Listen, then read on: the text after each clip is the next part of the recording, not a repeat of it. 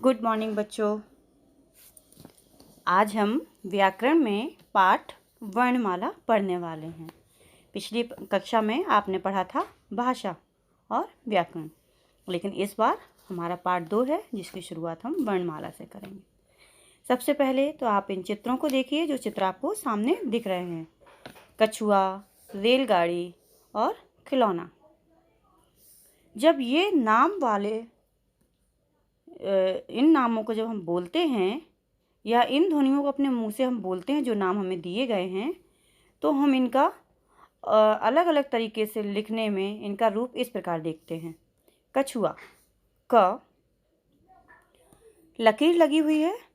इस लकीर का मतलब है हलंत, यानी कि किसी भी वर्ण का आधा होना। इसके बाद आ, छ, छा में हलंत, छा में जो मात्रा है वो है छोटे ऊ की, तो छोटा ऊ, और उसके बाद है बड़ा आ, तो ये बना कछुआ। ऐसे आप देखिए रेल, रा में ए की मात्रा है तो ए लिख दिया, ल और ला में प्लस आ लगा दिया, तो ये बन गया रेल। यानी इनका जो अलग अलग करने का रूप है, इस रूप को हम कहते हैं वर्ण विच्छेद। इसके बाद इसमें हमने देखा कि ध्वनि के बोले और लिखे जाने वाले रूप को वर्ण कहते हैं।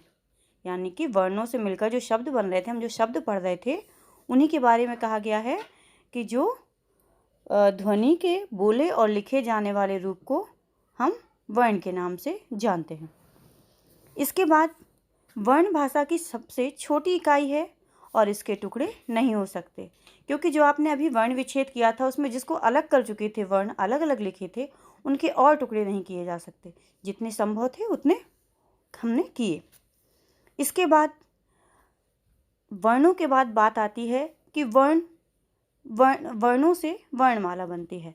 तो जो वर्ण है वो कोई भी वर्ण कहीं भी लिख देने से क्या वर्णमाला होगी? तो उसके लिए क्या होना चाहिए कि एक सही क्रम में लिखे गए वर्णों के समूह को वर्णमाला कहते हैं। इसके बाद हिंदी के वर्णों को 2 भागों में बांटा गया है, स्वर और व्यंजन। यानी जो हम अभी शब्दों में देख रहे थे कि छोटा आ लगा है, छोटा ऊ है, ए है, औ है, तो ये वर्ण जो थे ये स्वर थे, और उसके पहले जो वर्ण थे यानी जिनके साथ वो जुड़े हुए थे वो व्यंजन थे। अब देखते हैं हम स्वर की परिभाषा। तो स्वर, इन्हें बोलने के लिए किसी अन्य वर्ण की सहायता नहीं लेनी पड़ती है। और ये स्वर जो हैं वो हम यहाँ लाइन में देख पा रहे हैं, आप देखेंगे छोटा, बड़ा, छोटी, बड़ी, छोटा ऊ, बड़ा ऊ, ऋषि, ए, ऐ, ओ, औ। इसके बाद जो 3 आपको स्वर दिए गए हैं, इन स्वरों को हम ना गिन करके, स्वरों के साथ इनकी गिनती नहीं करते हैं, इनको हम अलग ही रखते हैं स्वरों से। है स्वर के साथ लेकिन स्वरों से अलग गिनती की जाती है इनकी। तो जैसे अंक की बिंदी जिसके साथ लगी हुई आप देख रहे होंगे, तो वो कहलाता है अनुस्वार। और अनुस्वार कौन से हैं? जो हमारे किसी भी वर्ण के ऊपर लगे हुए होते हैं। जैसे अंक लिखा है, रंग, मंच, हंस, इनमें ऊपर आप देख पा रहे होंगे अंक की बिंदी लगी है। तो ये अंक की बिंदी हमें ये दर्शाती है कि ये क्या है? अनुस्वार है। उसके बाद आप नीचे देखिए अह मतलब हा पढ़ रहे हैं हम उसको, और जो हा पढ़ रहे हैं 2 बिंदियों को, उनको हम विसर्ग कहते हैं। इसको क्या कहेंगे? विसर्ग। तो विसर्ग का उच्चारण जो है वो हा की तरह होता है। तो जैसे आप शब्द देखिए अतः, प्रातः, पुनः, तो ये जो भी शब्द हम पढ़ रहे हैं इसमें आप देख पा रहे होंगे, सुन पा रहे होंगे कि पीछे से आवाज़ हा की आ रही है, अतः आ रही है ना हा की, तो ये क्या कहलाएंगे? विसर्ग वाले शब्द। इस तरीके से ये चीज़ें हुई। इसके बाद हम पढ़ते हैं औ। इसके बाद आप देख पा रहे होंगे चांद बिंदी लगी हुई है आ के ऊपर, इसे कहते हैं अनुनासिक, और इसे नाक और गले दोनों से बोला जाता है। जैसे आप शब्द पर ध्यान दीजिएगा, आँख, इसमें हमारे गले पर भी बल पड़ रहा है और नाक से भी आवाज़ आ रही है। गाँव, 5, दांत, तो ये शब्द क्या हुए? अनुनासिक हुए। इसके बाद आप देखेंगे औ।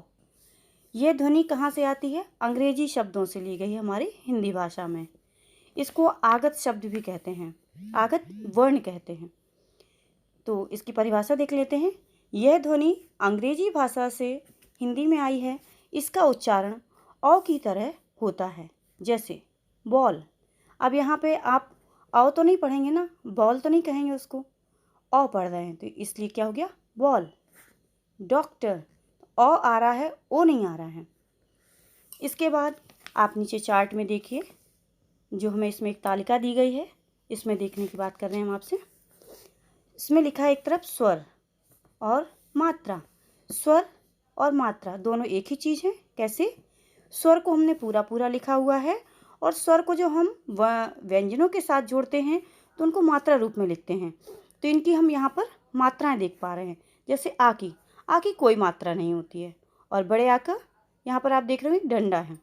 फिर है छोटी ई, बड़ी, इसी तरीके से पूरा आप नीचे तक देखेंगे, यहाँ पर आपको क्या दिखाई दे रहा है, सबकी मात्राएं दिखाई दे रही हैं कि छोटी ई कौन सी है, बड़ी ई, छोटा ऊ, बड़ा ऊ, ये किस तरीके से हम इनका प्रयोग करते हैं।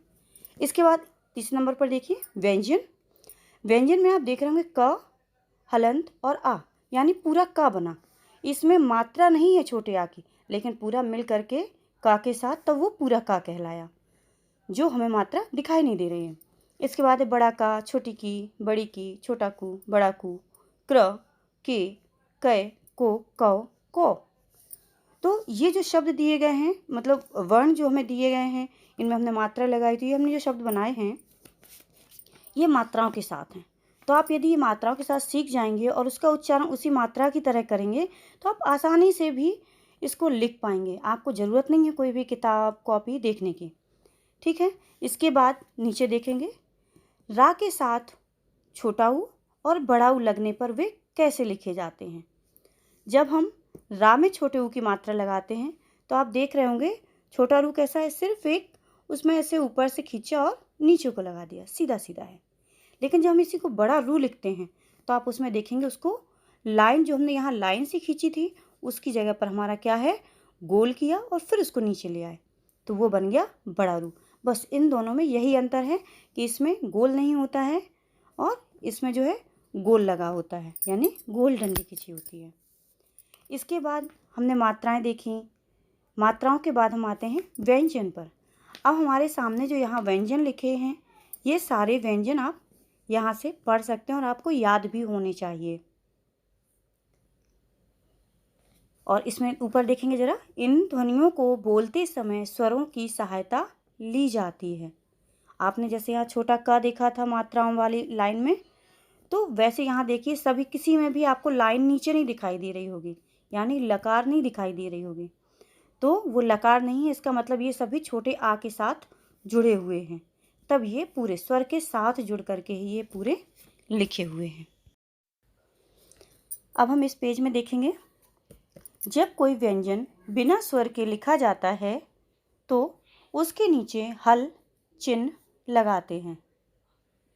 जैसे क, ख, ग, ये सभी क्या है, आधे हैं। लेकिन उसके पहले आपने देखा था कि पूरे पूरे लिखे हुए थे, कोई भी इसके नीचे हल नहीं लगाया गया था, तो ये क्या कहलाए, ये आधे व्यंजन है, यानी आधा वर्ण है।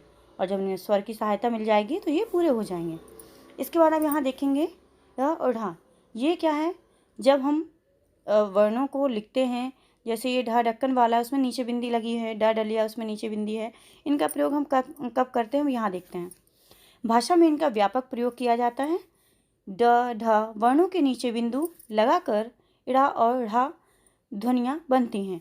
इन्हें भी व्यंजन के रूप में माना जाता है। जैसे गुड़, गुड़ जानते हैं ना आप लोग, सड़क, गुड़िया, चिड़िया।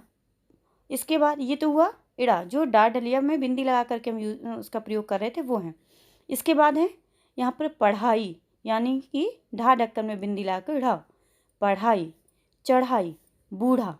तो ये दोनों वह शब्द के शुरू में कभी नहीं आते हैं, क्योंकि ये हमारे बाद के हैं और बाद के वर्णों में आते हैं, उनको हम बिंदी लगा करके इनका प्रयोग करते हैं, जिसकी वजह से ये कभी भी किसी भी शब्द के शुरुआत में नहीं आते हैं।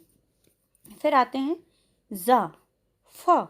ये ध्वनियाँ अरबी फारसी से हिंदी भाषा में आई हैं, यानी कि ये क्या हैं, विदेशी भाषाओं के कुछ शब्द जो हमारी हिंदी में आए हैं वो हैं। ज और फा के नीचे लगी बिंदी नुक्ता कहलाती है। इनके प्रयोग से शब्द के अर्थ में बदलाव आ जाता है। जैसे अब आप यहाँ देखेंगे फन।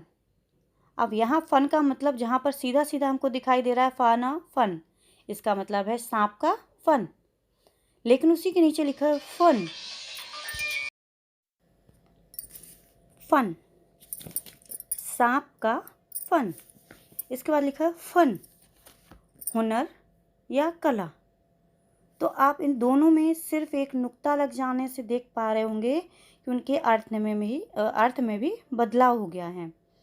एक जगह फन है तो सांप का फन हो गया, और जहाँ लिखा था फन वहाँ हुआ हुनर या कला। इसके बाद नीचे देखिए जमाना। जमाना यानी बर्फ या दही का जमाना। इसके बाद है ज़माना यानी कि दुनिया। तो मतलब एक नुक्ता लग जाने से शब्द में परिवर्तन आ जाता है। इसके बाद आप देखेंगे संयुक्त व्यंजन। संयुक्त व्यंजन है छ, त्र, ज्ञ, श्र को संयुक्त व्यंजन कहते हैं, और ये दो व्यंजनों के मिले हुए रूप होते हैं।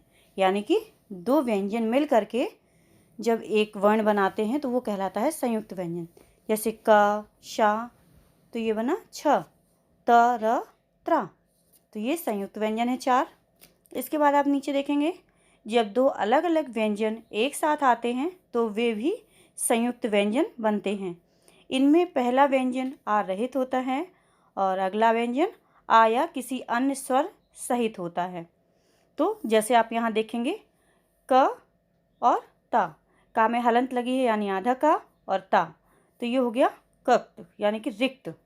इसके बाद है सा और वा, स्व, स्वागत, स्वयं। और उसके बाद ऐसे और भी शब्द आप देख पा रहे होंगे, स त मिलके इस्त बना यानी अस्त, पस्त।